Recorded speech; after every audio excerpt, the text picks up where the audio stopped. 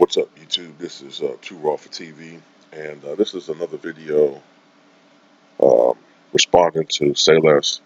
He asked sort of a multitude of questions as far as I guess notable teams the NBA what to expect from certain teams.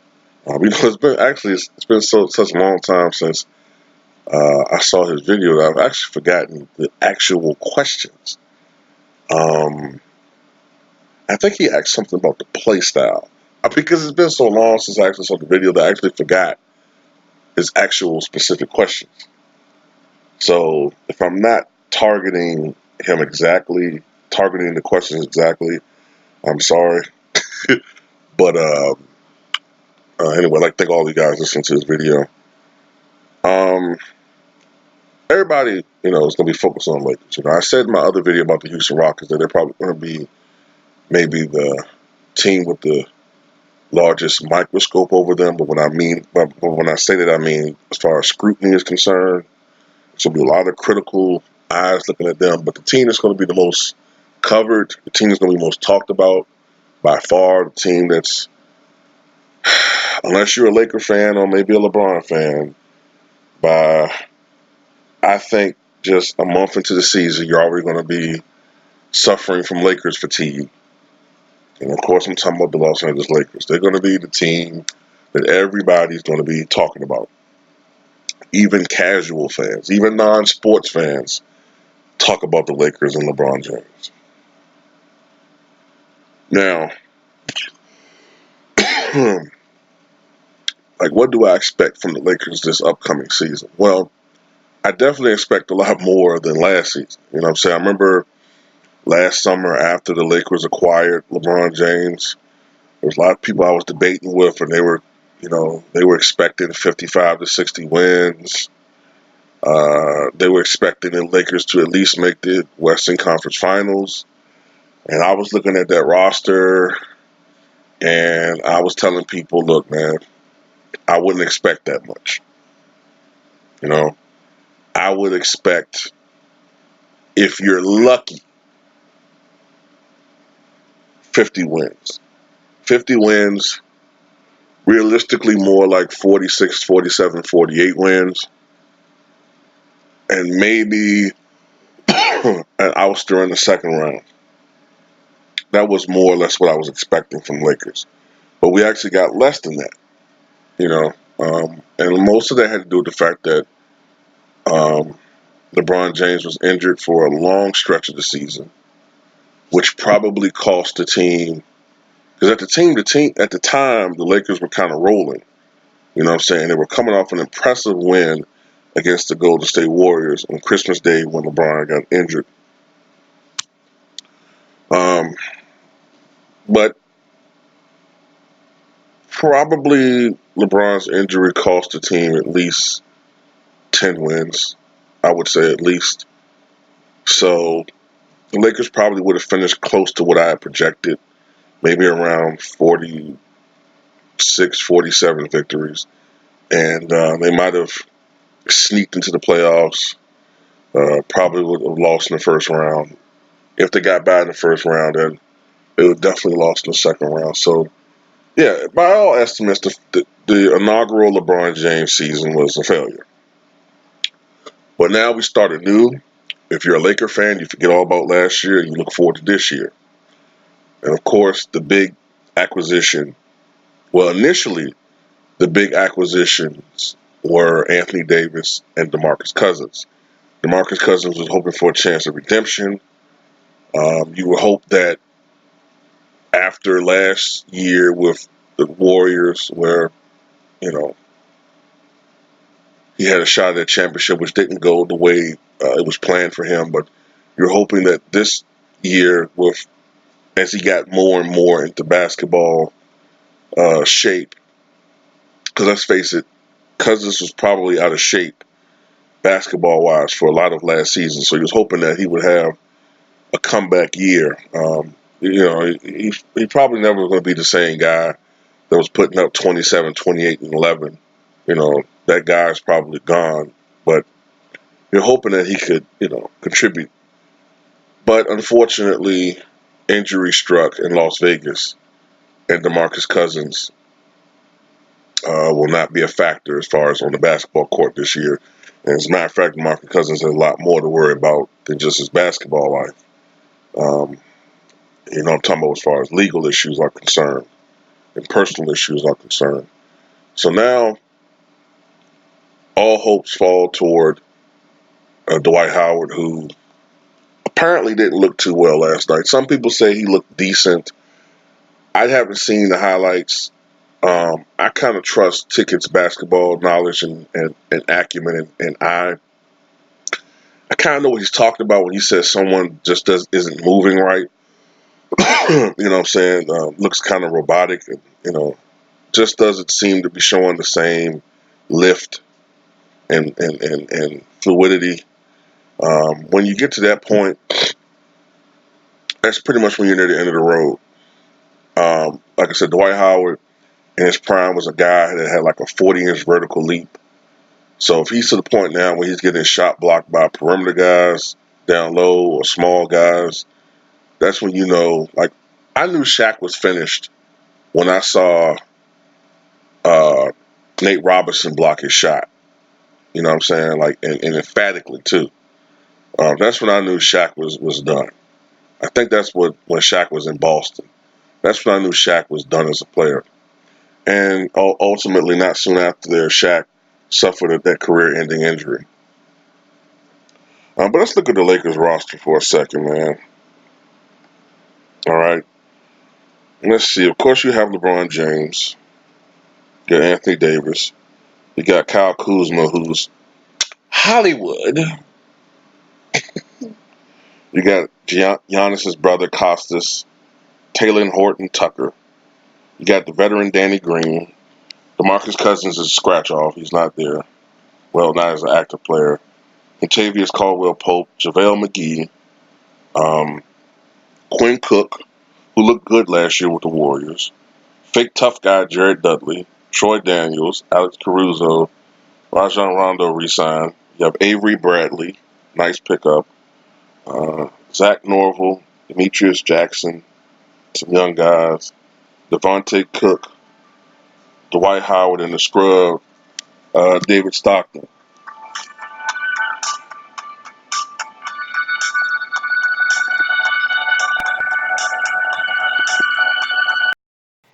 And yeah, you guys heard my ringtone. With or without you. With or without Bono, The Edge, U2. Yeah, you know, I'm old, man. Showing my age, but yeah, as far as the Lakers lineup is concerned, man, and all that, like, I know there's a lot of speculation that they're going to probably go with like a three-headed monster, like front court, like with Dwight Howard, Davis, and JaVale McGee, but I don't think that's feasible. I think, like, as far as the regular season is concerned, but that is kind of interesting. Like, I think the Lakers are going to try to figure out what they're going to do, what lineup works best. I think at the end of the day, they're going to, like, pretty much just experiment and see what works.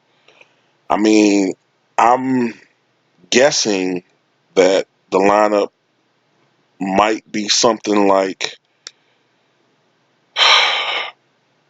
Avery Bradley at the point, sharing duties at the point with Rondo.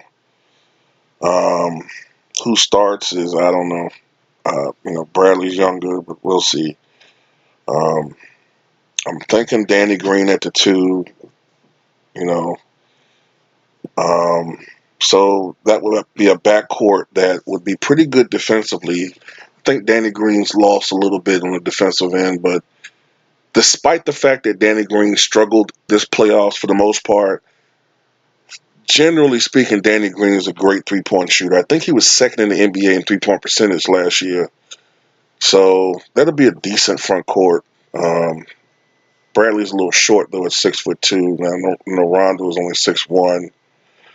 That's kind of short in today's era as far as point guards are concerned. This ain't the Joe Dumars and Zeke years. You know what I'm saying? Like after the Bulls, man, like point guards started getting bigger, backcourt started getting a little taller. LeBron, I think, is going to be at the three. Of course, Anthony Davis is going to be at the four, and I think JaVale McGee is going to be at the five. I don't. I'm not trusting Dwight Howard, man. You know, I think. I mean, I know Dwight Howard looked good. You know what I'm saying? This summer, playing pickup ball or whatever, or in practice, but I don't know if I don't know whether or not he's been partaking in some of those activities that he's been rumored to have been taking part of, but something has slowed him down. Something got his gait slowed. Let me stop, man. But yeah, I think they're going to pretty much. I think with this team, I think the first option is going to be Anthony Davis. You know what I'm saying? And LeBron James is going to, of course, be second option. I think LeBron James is going to. It's kind of like a break for him, man. For the first time in his career, LeBron James doesn't have to have the total responsibility of trying to do everything out there. You know what I'm saying? So this should be a fun. This should be an interesting situation. You know what I'm saying? Um, this should be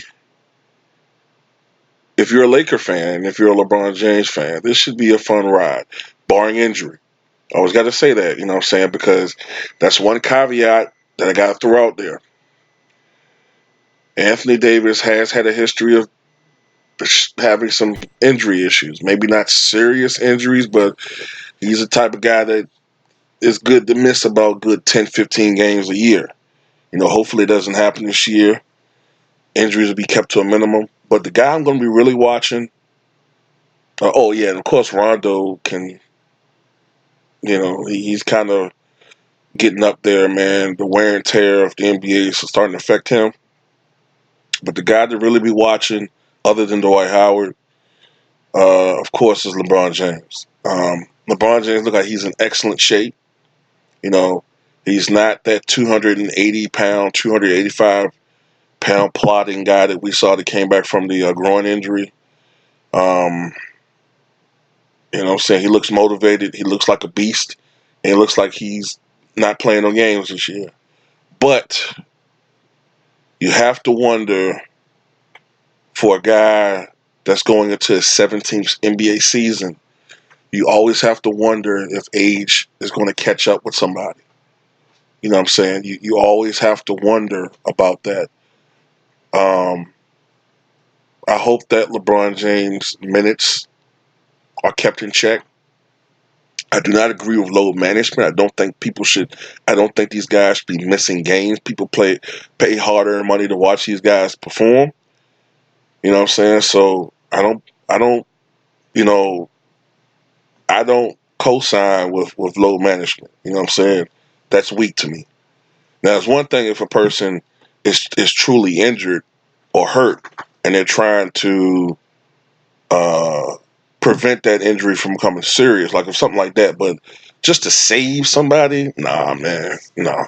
Mm-mm. You know what I'm saying? But this should be fun. As far as like what the Lakers are going to do and shit, you know what I'm saying? Like as far as the regular season concerned, I don't know. I mean, I don't see any scenario where they win less than 50 games. You know what I'm saying? I just can't see that. So I'm just going to say, if I had to guess, I would see them winning between 55 to 60 games. You know what I'm saying? Like, I think their main competition is going to be the Clippers and Houston. Golden State no longer has Kevin Durant. They no longer have Andre Iguodala. Sean Livingston's retired. Well, actually, Iguodala might come back, though, right? From what I heard. But for a moment, they don't have Iguodala. And, of course, they don't have Klay Thompson for the foreseeable future. So Golden State's not going to be Golden State. right now. So the West is kind of wide open right now, as far as like the Warriors having a lock on the West. Now, what that lock has been picked. So, what do I foresee with the Lakers? I think they are capable of winning the championship. They're a team very capable of going to the finals and winning a championship from just sheer talent. Anthony Davis is a difference maker. Now, will that happen? I don't know. Um, you got the Clippers out there. You know what I'm saying? And that's going to be a formidable opponent. And in some people's eyes, the NBA championship might be, fought over during the Western Conference Finals.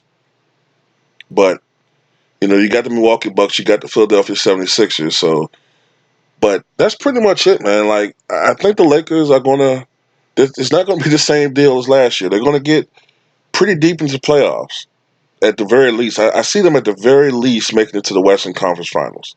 At the very least. Um, and potentially winning the championship. You know what I'm saying? And if LeBron James is able to win a championship with the Lakers, then that would be something very unique for him. I can't think off the top of my head a star player, a star now, winning championships with multiple teams, three different teams. Like, of course, Robert Horry did it with the Rockets, the Lakers, and the Spurs. Steve Kerr with the Bulls and the Spurs. Uh, yeah. I think Steve Kerr did it with the Bulls, then the Spurs. Then he went to Portland. I think he came back one more year with the Spurs, and then won his championship his last year. But that's two different teams. But for a star player to win a championship with three different franchises, when he was still the main guy, I think that's kind of unprecedented, man. I can't think of another guy off the top of my head that did that. Wilt did it with two different franchises, the Sixers and the Lakers. Um, Shaq did it with the Lakers and the Heat. You really can argue that Shaq wasn't the main guy, but he still was a significant cog. I can't think of anybody off the top of my head that's done that. I can't think of anybody that's done that. So that would be a remarkable accomplishment if he's able to do that. So tell me what you guys think, man.